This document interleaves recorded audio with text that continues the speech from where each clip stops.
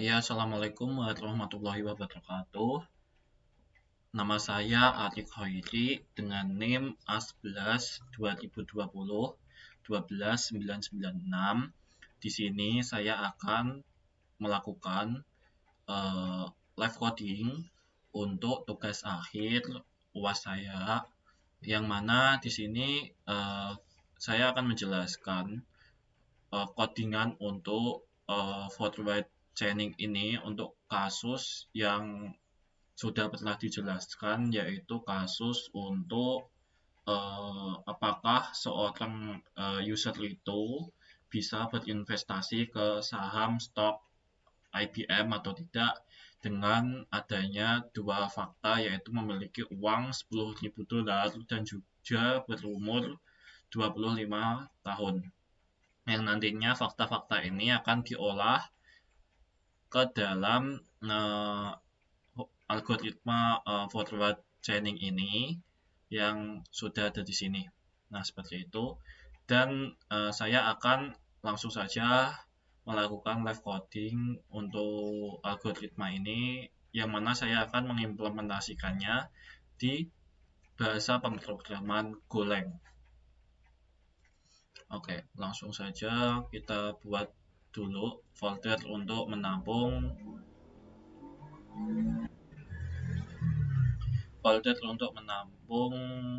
program yang akan kita buat. Di sini saya akan membuat bernama forward chaining seperti ini. Kita akan masuk ke forward chainingnya.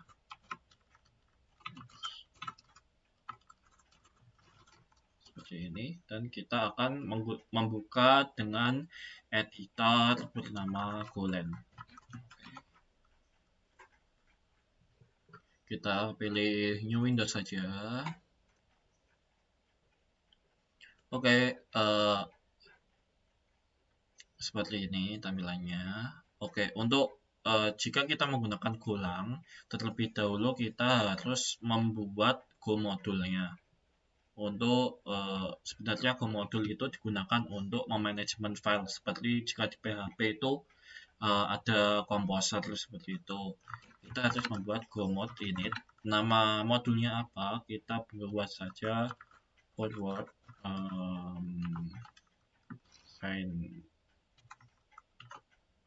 ini di sini seperti ini.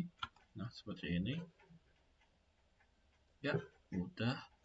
Langsung saja kita di sini buat main filenya bernama main.go, di mana main.go ini nantinya akan menjalankan aplikasi utama kita. Langsung saja kita akan menulisnya di dalam main.go ini, di mana package-nya ini harus main seperti itu. Untuk menjalankan programnya kita harus membuat satu function utama menggunakan function main. Ini seperti halnya di kayak bahasa pemrograman C, di mana dia harus berada di dalam main function seperti itu. Nah, di sini kita langsung saja akan mengimplementasikan ini, di mana hal yang pertama yang harus kita lakukan adalah menginputkan fakta-fakta yang ada dari yang diinginkan user seperti itu sebanyak ini fakta yang ada. Nah, fakta yang ada di mana di sini kita harus membaca input dari user dan mengulanginya sebanyak fakta yang ingin diinputkan seperti itu. Maka di sini kita harus pertama membuat program untuk membaca input user seperti itu. Di mana kita harus menentukan dulu berapa banyak fakta yang akan diinputkan user. Kenapa seperti itu? Agar programnya itu bisa menerima input sebanyak yang kita mau. Nah, di sini saya akan menggunakan variabel bando bernama length dengan tipe data integer, di mana length ini nantinya akan memiliki default nilai 0. Oke, langsung saja kita minta user untuk menginputkan user untuk menginputkan berapa banyak sih data yang akan diinputkan seperti itu.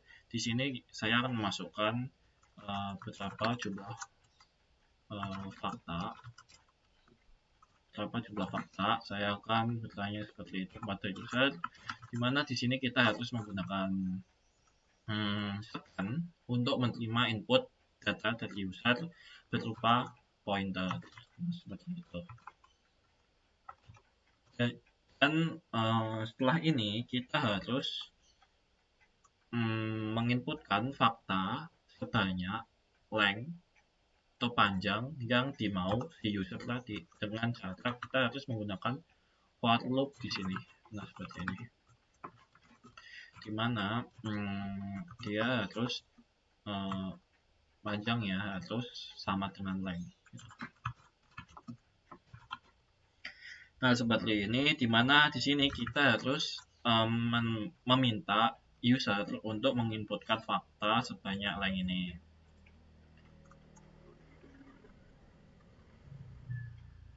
Oke, di sini saya akan input dari user berupa fakta, di mana untuk input di sini saya akan menggunakan sebuah variabel bentuk berupa scanner, di mana scanner ini kita harus menggunakan package berupa Buvio new scanner dari os.stdin. Nah, seperti ini. Di mana scanner ini nantinya harus scan seperti ini agar dia tetap membaca terus-menerus input dari user.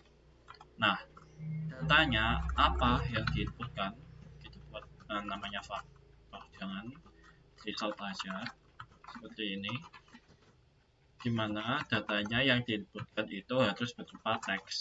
Nah, seperti ini, dimana kita akan menyimpan data-data yang diinputkan oleh user. Nah, itu adalah pertanyaannya.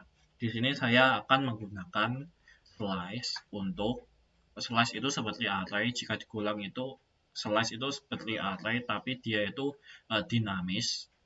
Datanya bisa bertambah seiring kita menambahkannya. Jika array digulang itu seperti halnya Java, dia itu statis. Jika misal panjangnya saya inputkan 5, dia akan tetap 5 terus-menerus. Jadi di sini saya akan menggunakan slice seperti itu, di mana saya akan membuat sebuah slice kosong bernama fakta seperti ini,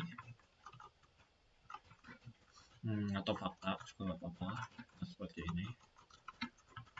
Di mana di sini saya akan membuat slice berupa string kosong seperti ini. Nah, kita kasih komentar slice untuk menampung fakta.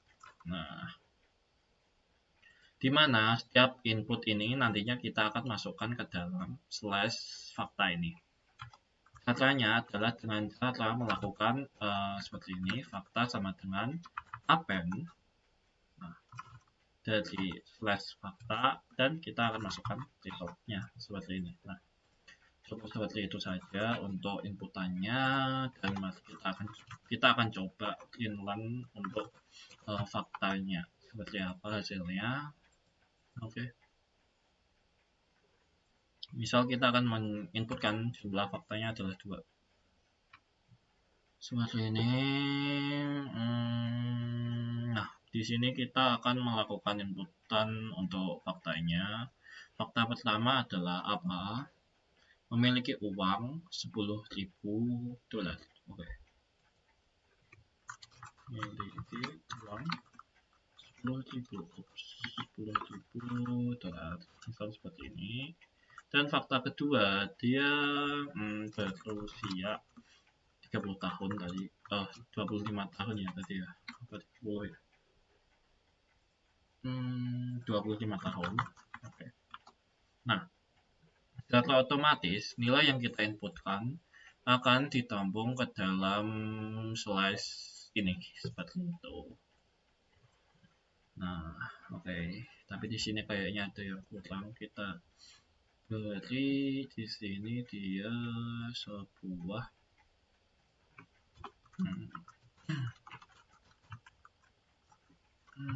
seperti ini kan fakta. Nah seperti ini aja. Oke, nah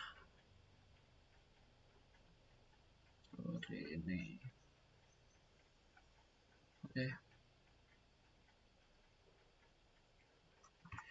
Lalu di sini kita akan membuat penampung untuk variabel-variabel yang digunakan. Di mana di sini variabel-variabel yang digunakan ini akan menentukan dia itu cocok atau tidak untuk berinvestasi di saham stok IBM ini. Di mana ini nanti akan digunakan untuk memproses data yang diinputkan user tadi. Nah, oke saja, langsung saja kita buat. Di sini saya akan menampung datanya itu kan ini ada kayak format A, B, C, D, E, F, G. Nah, seperti ini. Jadi dia ini berupa key dan value. Harusnya seperti itu. Jika kita menggunakan array sebagai penampung datanya, itu dia akan menggunakan indeks yang dimulai dari 0. Jadi tidak relevan nih dengan yang ada di sini. Jadi saya di sini menggunakan map untuk menampung datanya.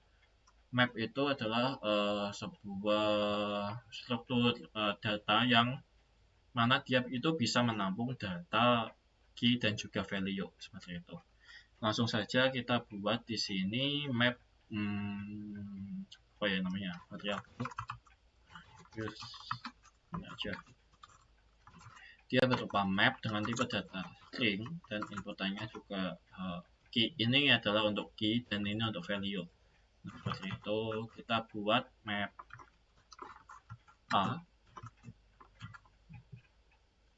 A itu memiliki uang $10.000 untuk investasi. Memiliki uang $10.000. Oke. Malah salah. Untuk investasi. Nah, seperti ini. B apa di sini berusia kurang dari 30 tahun. Kurang dari 30 tahun. Ya. Langsung saja kita copy kelamaan. Oke. Sampai G A B C D E F G. Nah, seperti ini. Gimana di sini kita akan mengganti tiap inputannya.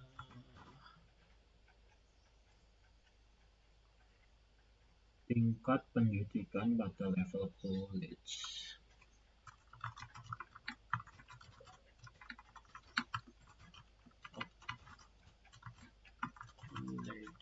Seperti ini langsung. Pendapatan minimum per tahun $40.000. Nah.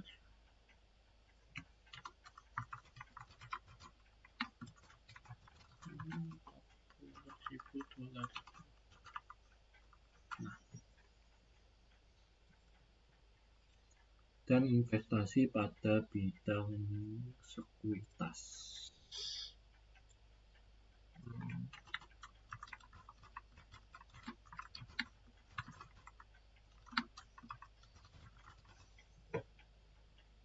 Sekuitas atau growth.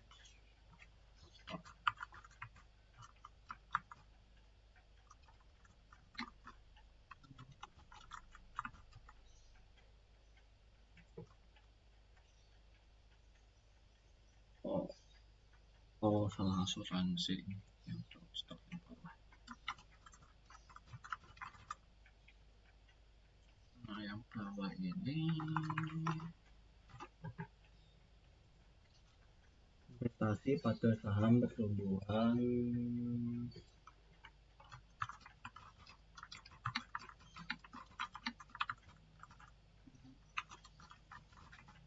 seperti itu, atau float stock.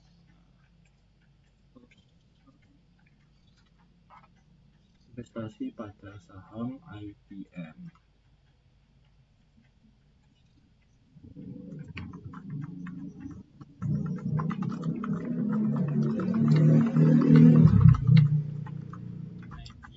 Nah, seperti ini kita sudah membuat variabel penampungnya, yang mana ini di kasus yang ada ini kita akan mengecek dia itu sebanyak 5 kali sebenarnya, tapi di sini dapat diselesaikan sebanyak dengan 4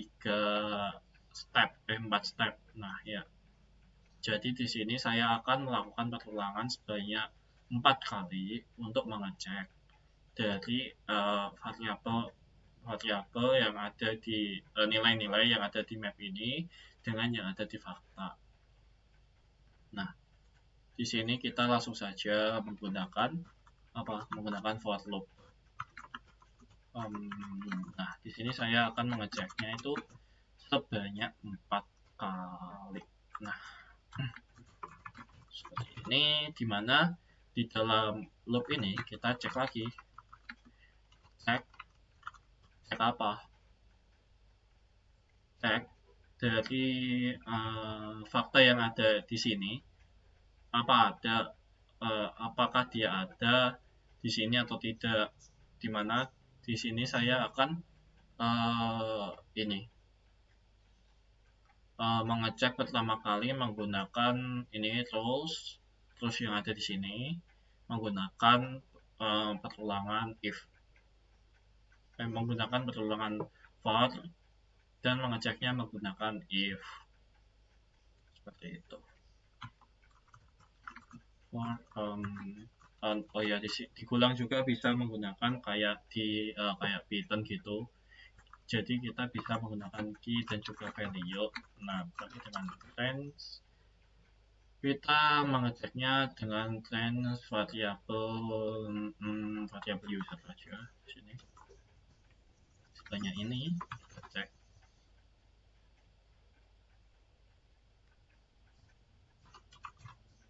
Index. Iya aja. Nah, seperti ini kita cek dulu. Kita nggak butuh value-nya di sini. If apa? Jika fakta ini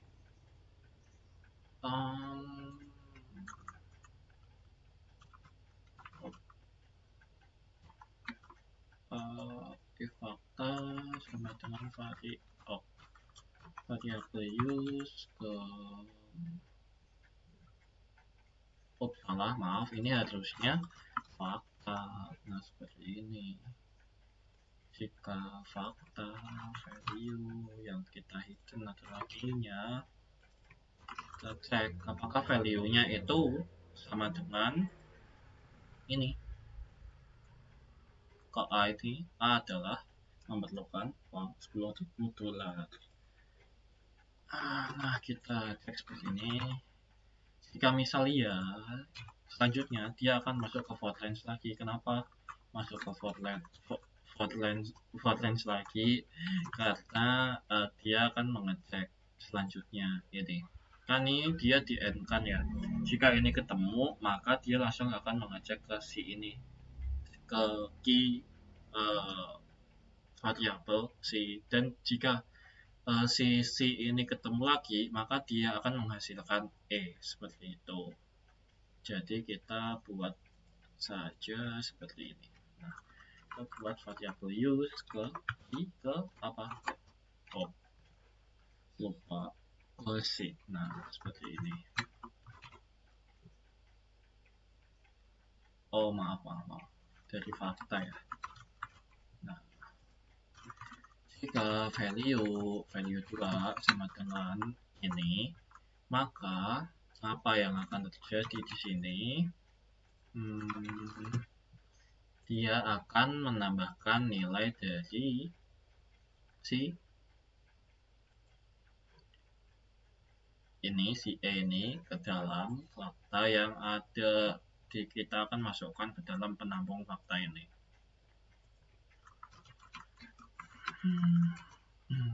Dari fakta kita akan masukkan variabel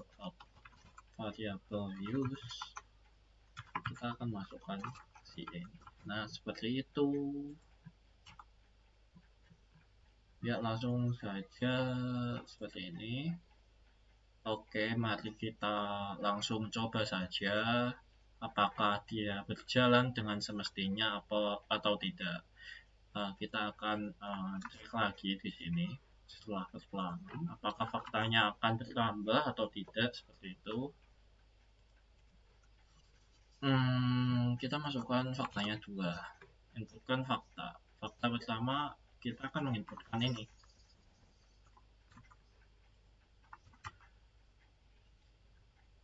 Nah, untuk fakta kedua kita akan menginputkan ini, tapi kita buat 25 tahun saja.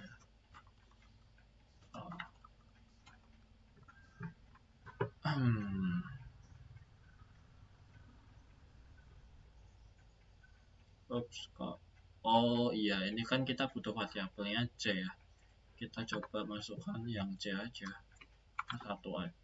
Salah, maaf. Kita inputkan ini dulu. Nah, ini 1, ini 2. College. Nah, seperti ini. Nah, otomatis dia akan di penambungnya akan muncul tingkat pendidikan pada level college, akan ditambahkan seperti itu. Untuk proses selanjutnya akan sama saja, tapi kita akan menginputkannya sesuai rules yang ada di sini, membuat pengecekannya sesuai rules yang ada di sini. Jadi saya akan langsung buat saja di sini. Kita akan menggunakan for range lagi.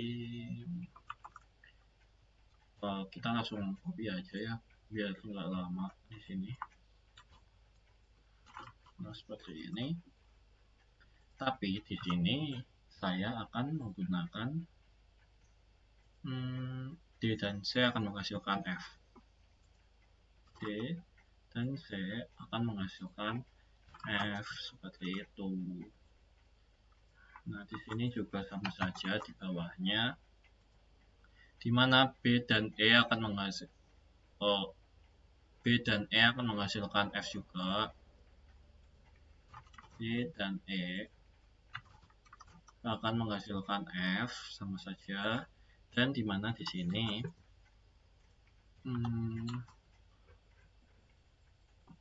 kita tidak membutuhkan ini karena cuma 1 aja. Di sini B akan menghasilkan C,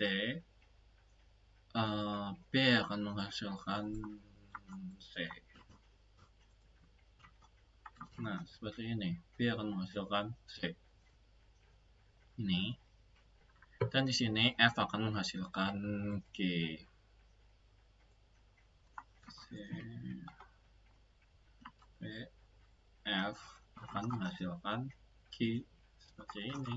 Nah, kita sudah melakukan pengecekan semua sebanyak ini 4 kali. Kita akan melakukannya sebanyak 4 kali.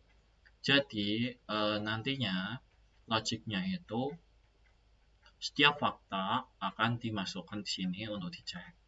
Nah, jika fakta yang diinputkan oleh user itu ada memenuhi rules yang ada di sini, maka dia akan secara otomatis akan dimasukkan ke variabel penampung fakta ini, yang nantinya akan diolah lagi. Kenapa diolah lagi? Karena kita ini melakukan perulangan pengecekan sebanyak 4 kali.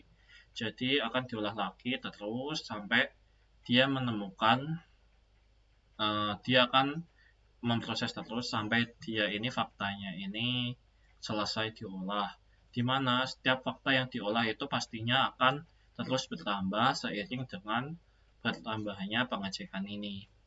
Seperti itu, karena kita memasukkan hasil akhirnya itu ke dalam variabel penampung fakta. Seperti itu. Ya, langsung saja di sini. Setelahnya saya akan membuat variabel pengecek berupa status berupa boolean. Kenapa? Karena di akhir dari ini, setelah perulangan ini selesai, saya akan mengecek apakah ada tools F ini yang dihasilkan dari terus apakah ada variabel F berupa berupa untuk berupa nilai investasi pada saham IBM dari rules yang sudah diolah sebelumnya seperti itu. Jadi di sini saya harus melakukan pengecekan terlebih dahulu.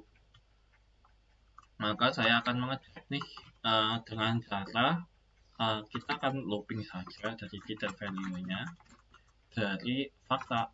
Tentu saja dari fakta karena si fakta ini adalah penambung nilai yang tadi yang saya sebutkan tadi.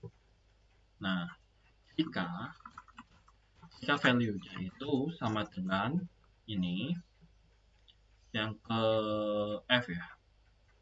Ya, yang ke F ini. Yang ke G. Terus ke G investasi pada saham IBM. Variabel use dari G seperti ini, maka statusnya akan berubah menjadi true. Nah, artinya dia boleh berinvestasi ke saham IBM nih, seperti itu. Jika tidak, maka kita buat statusnya menjadi false, seperti itu. Nah, selanjutnya di sini di sini kita akan mengecek jika status jika tidak status dulu, jika tidak true, maka dia akan menghasilkan input. Dia akan menghasilkan sebuah input yang artinya jika dia tidak true, yang artinya false. Maaf, jika dia status seperti ini aja. Jika dia true, maka dia akan dia ini cocok berinvestasi di saham IBM. Dia cocok nih berinvestasi di saham IBM. Jika enggak, artinya jika dia false, maka dia tidak cocok berinvestasi di saham IBM. Nah,